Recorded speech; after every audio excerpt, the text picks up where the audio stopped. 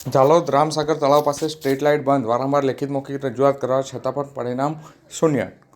આજ તારીખ 13/1/2025 સોમવારના રોજ બપોરે 1 કલાકે મળતી માહિતી મુજબ રામેશ્વર મહાદેવ મુસ્લિમ સમાજનું કબ્રસ્તાન, ખોડિયાર માતા મંદિર જેવા મહત્વના સ્થળ હોવા છતાં પણ તંત્ર બેધ્યાન. ઝાલોદ રામસાગર તળાવનું નામ આવતા જ નગરના લોકોના મનમાં એક જ વાત ચાલે છે કે હરવા ફરવા તેમજ શુદ્ધ હવા માટે સુંદર સ્થળ છે. રામસાગર તળાવની ચારે બાજુ નગરના લોકોને શુદ્ધ હવા માટે તળાવ કિનારે બેસતા હોય છે, પરંતુ તંત્રની બેદરકારીને લઈને રામસાગર તળાવની અંદર ગંદકી પુષ્કળ પ્રમાણમાં જોવા મળી રહી છે. તેમજ તંત્ર આ અંગે સતત નગરની ઉપેક્ષા કરતું હોય તેવું લાગી રહ્યું છે. રામસાગર તટ પર હિન્દુ સમાજનું રામેશ્વર મહાદેવ મંદિર અને ખોડિયાર માતા મંદિર આવેલું છે. તેમજ આ સાંજના સમયે નગરના લોકો મંદિરમાં દર્શનાર્થે પણ જતા હોય છે. તેમજ આ વિસ્તારમાં મુસ્લિમ સમાજનું કબ્રસ્તાન પણ આવેલું છે. આવા મહત્વના સ્થળ હોવા છતાં પણ આ વિસ્તારમાં સ્ટ્રીટ લાઇન બંધ જોવા મળે છે, જેથી અહીંથી અવરજવર કરનાર લોકોને એક ભય સતાવી રહ્યો છે. મુસ્લિમ સમાજમાં રાત્રિ દરમિયાન જો કોઈ મરણ થયેલું હોય તો તંત્ર દ્વારા આ વિસ્તારની સ્ટ્રીટ લાઇટ બંધ હોવાથી તેઓને ભારે હાલાકી વેઠવી પડી રહી છે. મુસ્લિમ સમાજના કબ્રસ્તાનની સામે કચરાનો ડુંગર પણ જોવા મળી રહ્યો છે.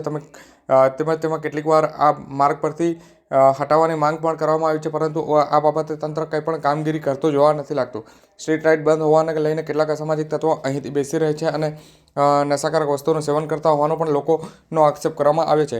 નગરમાં આવેલા સુંદર તળાવ નદી કિનારે રાત્રિ દરમિયાન નગરના લોકો તળાવના કિનારે આનંદ અને ફરવા માટે આવતા હોય છે, પરંતુ લાઇટ બંધ હોવાના કારણે એકલા વ્યક્તિઓ આ વિસ્તારમાં ફરવાથી તેઓને ભય સતાવતો હોય છે. હાલ તો નગરના તમામ લોકોને એક જ માંગ ઉઠવા પામી છે: સ્ટ્રીટ લાઇટ ચાલુ કરાવો, તળાવ સ્વચ્છ કરવું અને તે વિસ્તારમાં કચરાના ઢગલા છે તે સાફ થવા જોઈએ.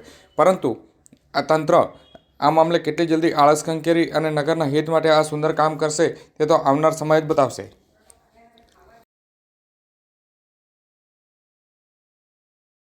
રામસાગર તળાવની સામે મુસલમાન ગાજી સમાજનું કબ્રસ્તાન આવેલું છે.